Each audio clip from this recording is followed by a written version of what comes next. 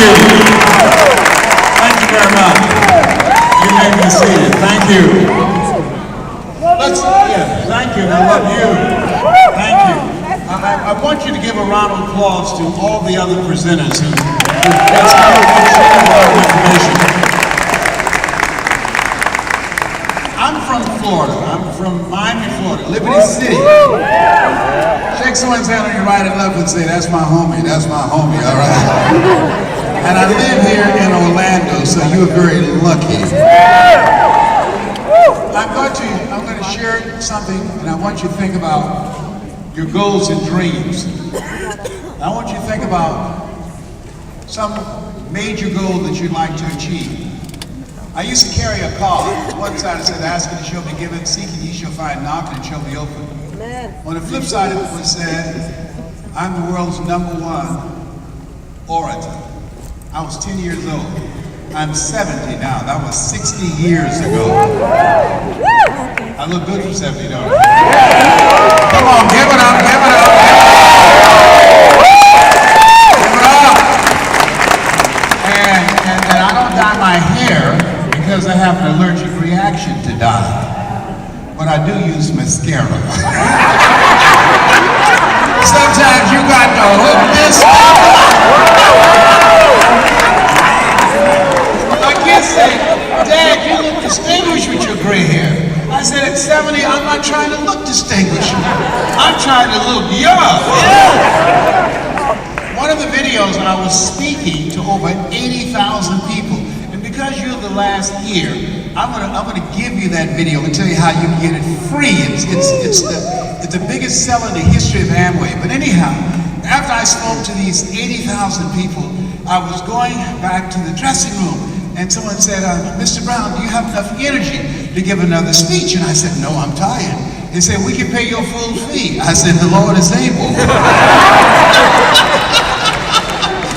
You know, people say money won't make you happy, but everybody want to find out for themselves. So they took me over to the Georgia World Congress Center. And I said, just a minute. So I went in the restroom to hook myself up. You understand what I'm saying? Because I've been sweating, so I just get it all together. So when I came in the room, the lady wanted everybody to know that she knew me. She said, there he is, Les Brown. I went up on the stage. She kissed me on the cheek. I kissed her on the cheek and left this big black smudge on her. So I didn't know what to say, so I just sat down. So people down front said, there's something on your face. She looked at me, she said, what are they saying? I said, I don't know. So finally a lady came up and she opened up her purse, gave her a mirror. Now, no one asked her to do that. Right. Getting into Kool-Aid, don't know the flavor. So she looks, sees a big black smudge on her face, looks at me and said, how did this get here? I said, I don't know, you think maybe this rubs off? So now I use waterproof Mademoiselle, all right? A man has got to do what he's got to do, you know? But you've got to have strong self-esteem to get up on stage and confess these kind of things, all right? So my first major goal, and I want you to think about yours, was to buy my mother a home. I was born in an abandoned building on a floor, and I want you to pay attention to everything that I'm saying to you, because everything counts. What I'm going to share with you is going to change your life. Just listen very closely. I was born in an abandoned building on a floor in a poor section of Miami, Florida, called Liberty City, with a twin brother. When we were 6 weeks of age, we were adopted by Mrs. Mamie Brown. I feel like Abraham Lincoln, who said, all that I am and all that I ever hope to be, I owe to my mother. My mother, I just feel that God took me out of my biological mother's womb and placed me in the heart of my adopted mother. I saw her cleaning homes on Miami Beach, keeping children, taking care of them. And we wore the hand-me-down clothes of the children that she kept. She cooked for these families, and we ate the leftover food. They would say, maybe whatever food is left over, you can take it home to those 7 children that you have adopted. I want you to write this down. It's a very good quote by Booker T. Washington. It said, judge a man not by what he has accomplished, but what he had to overcome for his accomplishment. judge a man not by what he's accomplished, but what he had to overcome for his accomplishment. And so the things that I'm going to share with you are things that I have used to overcome some incredible odds. When I was in 5th grade at Douglas Elementary School in Overtown in Miami, I was labeled educable mentally retarded. And I was put back from the 5th grade to the 4th grade. And I failed again when I was in the 8th grade at Booker T. Washington High School. I don't have any college training. But I had a high school teacher. I just eulogized him 4 months ago. Mr. Leroy Washington. I never forget when I walked in his room. He said, young man, go to board and work this problem out for me. I said, oh, sir, I can't do that. He said, why not? I'm not one of your students. Look at me. Yes, sir. Go to the board and work the problem out anyhow. I can't, sir. The other students started laughing, saying, he's Leslie. He's got a twin brother, Wesley. His brother is smart. He's DT. He said, what's DT? He's the dumb twin. And I said, I am, sir. And he came from behind his desk and looked at me. He said, don't you ever say that again. Someone's opinion of you does not have to become your reality. And that was a turning point in my life. And he looked at me with the eyes of Goethe, who said, look at a man the way that he is, he only becomes worse. But look at him as if he were what he could be, then he becomes what he should be. And so I had to overcome some things, and you have to overcome the same thing I had to overcome. And most of you don't know it. There's a book called Learned Optimism, the most exhaustive scientific study on how we feel about ourselves.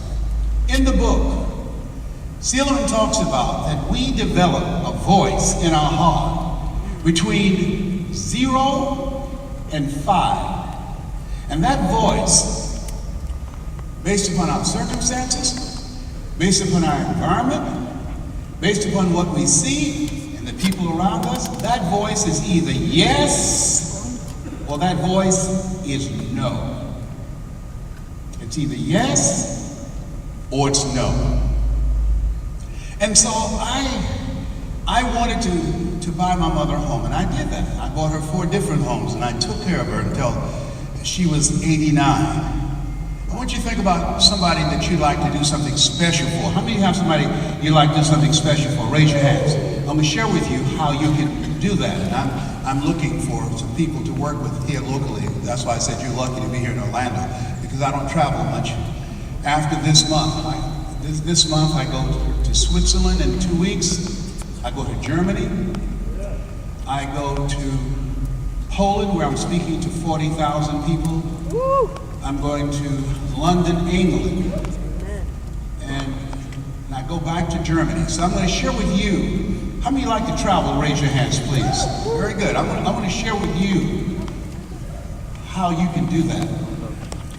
So as you think about your goals, one major goal is that person that you'd like to do something for. The next goal, I want you to think about your financial freedom number. That once you earn that amount of money, that will alleviate a lot of stress in your life. Once you earn that amount of money, it allows you to have more choices, more control over your future. Once you earn that amount of money, you can travel where you want to travel, do what you want to do. I want you to think about your financial freedom number. Pull that number out, and I want you to keep it in your body. So I'm going to share with you how you can make that happen. And the next thing is, I want you to think about your financial, your social contribution. I'm a 20-year cancer conqueror, prostate cancer conqueror, 20 years.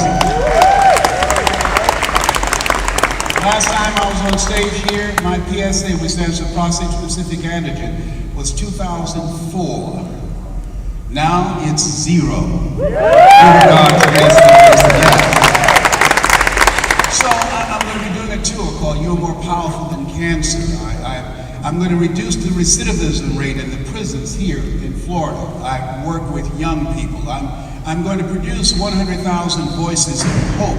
I'm going to be bringing people here from around the world to train them on what I have learned, how I've earned millions of dollars doing what I love to do. How many like to change lives? Raise your hands, please. Very good.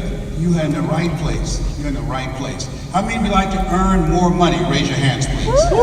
Very good. So, I want to make it clear. I don't have a discount special for you. How many of you like to be paid what you're worth? Raise your hands, please. Very good. I'm number one in the world. I get paid more than anybody else. Okay? So clear. Make no apologies for that. Now, I'm going to ask you a key question. How many of you have ever had some major disappointments in your life? Raise your hands, please. Next question. How many of you have ever had some setbacks in your life? Raise your hands, please. Next question. Final one. How many of you have a story? Raise your hands, please. Notice when I came out, I started out with my story. Write this down. Your story has value.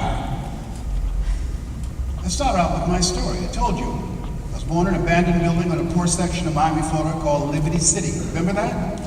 With a twin brother. Do you remember when I said that? I told you my story. Now, your story has value. So, write this down. Knowledge is the new currency. Knowledge is the new currency. If you've had some disappointments, if you've had some setbacks, if you've overcome some stuff, if you've seen some stuff, if you've gone through some stuff, somebody can use that. My mother was diagnosed with breast cancer. My brothers and sisters called me and said, Leslie, yes, we're going to put Mom in a nursing home. And I said, why? Well, she has breast cancer and she can't take care of herself. And I said, no! And so they said, Margaret, get put on the phone. See, I couldn't understand. How can one woman raise 7 children who couldn't take care of themselves, but 7 grown people couldn't take care of one woman? I said, no! That's not going down like this. And I just got elected to the Ohio legislature. I resigned, and one day, went back to Miami to take care of my mother. I remember when I rung the doorbell, and a friend of hers named Mildred was there. And Mildred said, Mamie, Leslie's here. And I heard my mother's voice. She said, I knew he would come. I knew he would come. How many of you have someone in your life that you want to be there for? Raise your hands, please. See, my mother, she worked on Miami Beach. Her eyelids are swollen from arthritis. We knew it was going to rain. Mama would say, hey, Arthur's bothering me. Mama, what's Arthur? Don't worry, you live long enough, you'll find out. I said, Mama, why every Sunday in church y'all say, thank the Lord for waking me up in my right mind? She said, don't worry, you live long enough, you'll find out. I went in the room the other day to find something. I got in there, I couldn't remember what I was looking for. I came out the room, remember what I was looking for, went in and I got it. Then I couldn't remember what I was looking for. So my children said, Daddy, you need some Ginkgo biloba. I went down to the drugstore at Walgreens and said, can I help you? I said, I forgot why I'm here. They said, you need something for your memory. So when I woke up this morning here in Orlando, I said, thank the Lord for waking me up in my right mind this morning. Oh my God! I can't believe I'm 70. Oh my God, but I'm glad I'm here. All right. So, yes, thank you. So, my goal is to teach people how to work with young people. 1, to change your mindset. 2, teach them how to become effective communicators. 3, to teach them how to dress like a prospect rather than a suspect. 4, to teach them how to select relationships as an asset to them rather than a liability. And 5, to teach them how to earn money, even if they have a felony background, using their knowledge, their communication skills, their story, and computer technology. There are 3 things that's necessary for you to make it today. Write this down. You're doing 1, mindset expansion. You're expanding your mind of what's possible. You've said, there's something in you that said, I'm not going to spend my time in a place doing a job, doing 2 or 3 jobs for 1 paycheck. There's an entrepreneur in me. I've got some talents, I've got some skills that goes beyond a job, the journey of the broke. And I'm seeking information to expand my mind. Shake someone's hand on your right and left and say, you were born to be rich. Do that right now and say, you were born to be rich. You were born to be rich. You were born to be rich. You have genius in you. I don't know you, but here's what I know about you. You have talents and abilities that you can't even begin to imagine. What I'm doing now, I'm embarrassed to tell you. I didn't do it for 14 years. Because I used to go see Zig Ziglar and Tony Robbins and Jim Rohn and Dr. Norman Vincent Peale. And how many like to help people? Raise your hands, please. And my heart would say, I can do that. And then when I would leave and go to my car, my inner conversation, write this down, your private voice. My private voice said, Les Brown, you can't do that. You don't have a college education. Les Brown, you can't do that. You were labeled educable mentally retarded. Les Brown, you can't do that. What makes you think that AT&T, Procter & Gamble, McDonald's Corporation, IBM, Xerox, DirecTV, what would cause them to hire you? You never worked for a major corporation. You can't do that. How many have thought about something you wanted to do and you convinced yourself that you couldn't do it? Raise your hands, please. You have no idea how lucky you are that you stayed until now. They tell you, they saved the best for last, they did not lie. Shake someone's hand and right and left and say, I'm glad I waited, I'm glad I waited. Do that right now. Glad I waited. Trust me on this. No one has been on this stage and been through what I've been through and what it took for me to get here. Write this down, communicate from the heart. I'm going to teach you how to communicate from the heart. I'm doing a free webinar. When you learn how to speak from your heart, it makes all the difference. That's my mother. Isn't she gorgeous? That's my mother. That's my heart. I promised her, I will take care of you. And I did. And that's my brother, Wesley. Which one am I, on the right or the left? I'm the cute one. I'm the cute one. I'm on the right. Yes, I'm in her right. All right? Who's right? Her right. That's Wesley and I.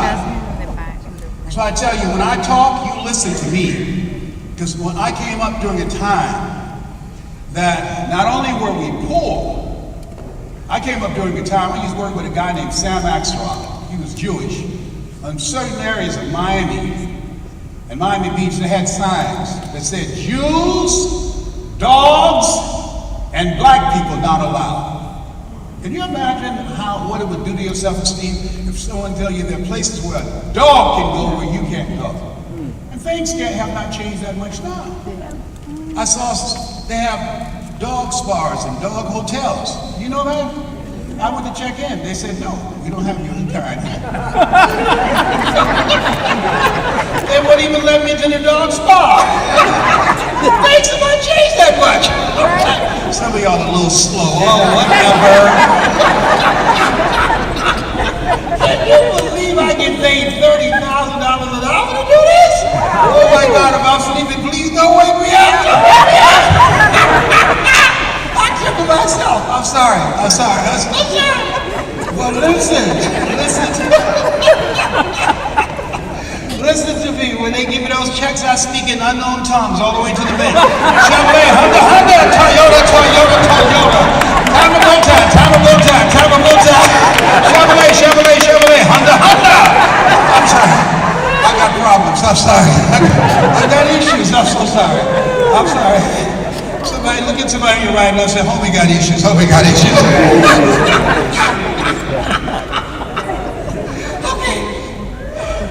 I'm gonna be good. Now, anyhow. So, it doesn't, read this with me, please. It's not where you start. Read that. It's not where you start. It's where you're going. I don't care if you don't have 2 dimes to roll together right now. It doesn't matter. Donald Trump, his father gave him $200 million to pursue his dream. How many of you know if someone gives you $200 million, you got a good shot at living your dream? Raise your hands, please. My mama gave us 2 pieces of sugar cane.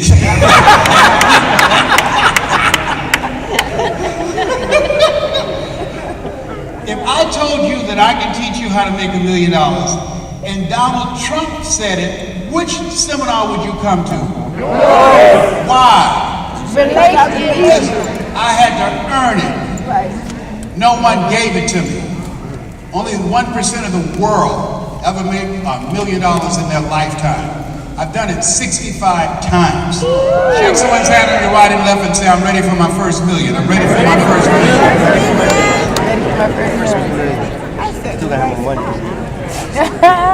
It took me 3 years. I'll let you know. 3 years to earn my first million. When I left the Ohio legislature, went back to Miami to take care of my mother. And I was thumbing through the Bible. And Moses was crying out to God to help him. And he asked, what's in your hand? And I went for a walk in Liberty City. What's in my hand? What's in my hand? What do I have? Leslie, you used to be a disc jockey. What did you do all the time? I talked about my mother. Who's been the greatest influence in your life? My mother, her courage, her faith, her drive. That's what's in your hand. You got a story. How many have somebody in your life that you admire? Raise your hands, please. And so, I found a way, and I can teach you.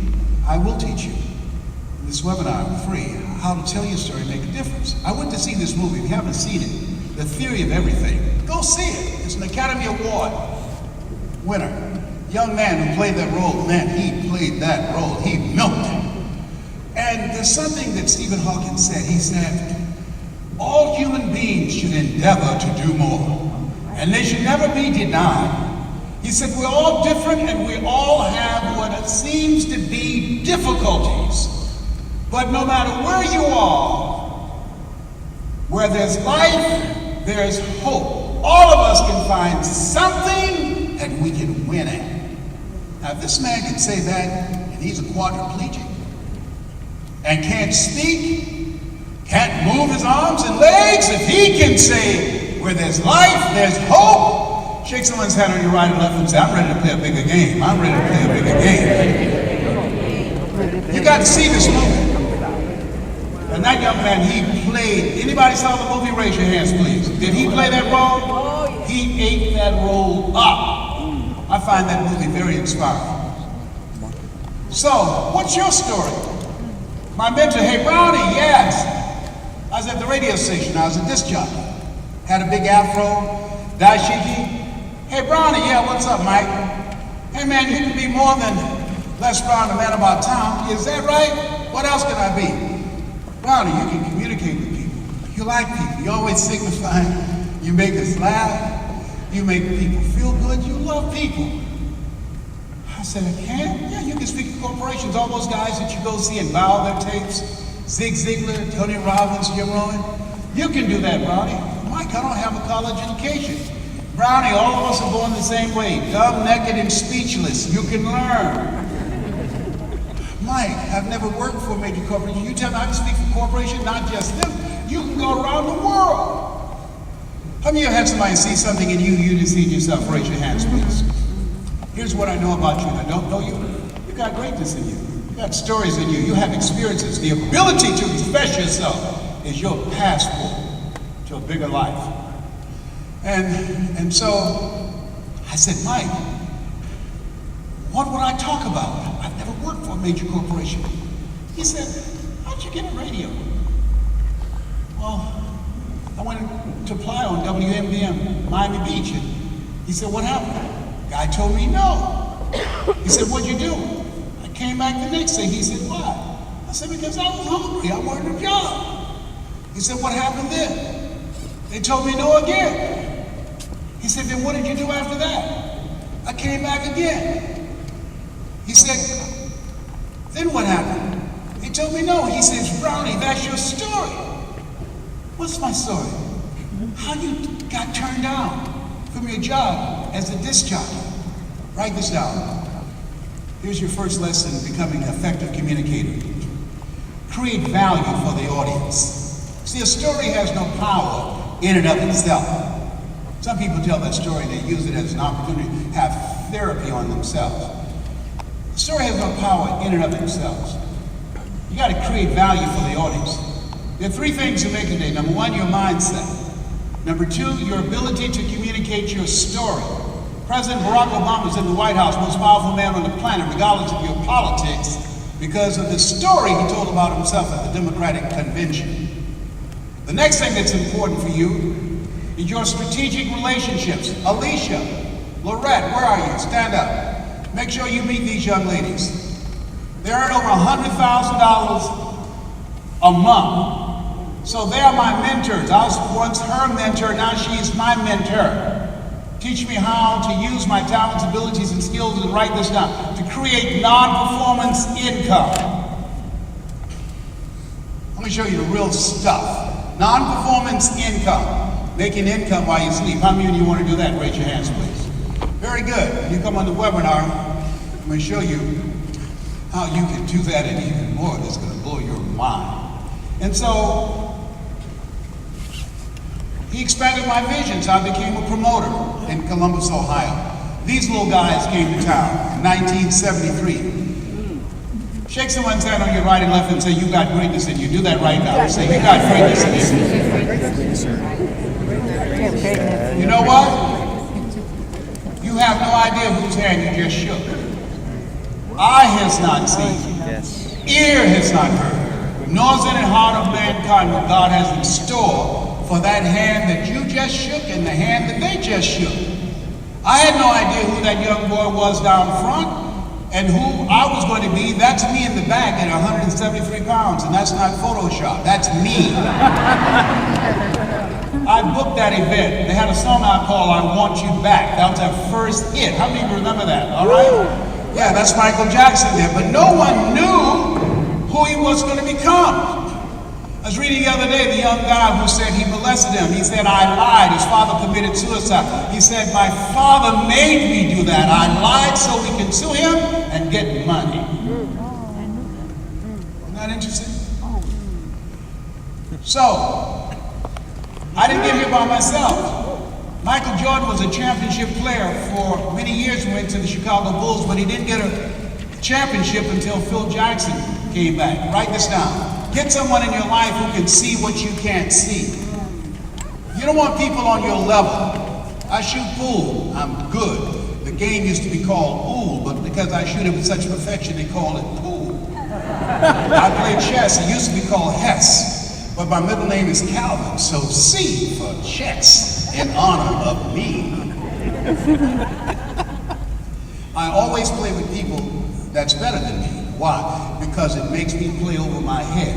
Right. Dr. Dennis Kimbrough said, if you're the smartest one in your group, you need to get a new group. Right. You want to be around me because I'm doing what it is you want to do. I'm living some of your dreams right now. And the only difference between you and me, there are winners and there are winners who have not discovered how to win. And all you need is someone in your life who's been there, done that, who can see what you can't see. That's why I said you're lucky to live here in Orlando, because I'm going to create some millionaires right here in Orlando. And so this is a guy, Mike Williams, who changed my life. Write this down. He has a book called The Road to Your Best Stuff. You can get it on Amazon. It's worth getting. The Road to Your Best Stuff.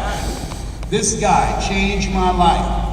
And then I drove around, I just got here, couldn't find Walgreens, so you can see a little gray patch. Y'all won't see that no more. I got my stuff. I got the hookup.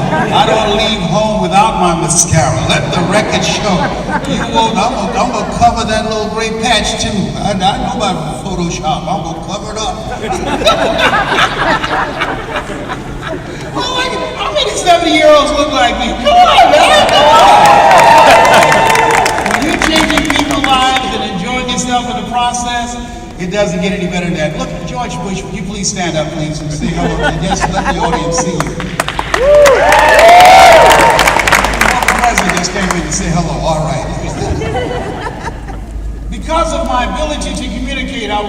to the Ohio legislature. How many of you want to make a difference in your community? Raise your hands, please. I will teach you how to do that. I passed 14 bills my first term. There are things that you can do that you don't even know now.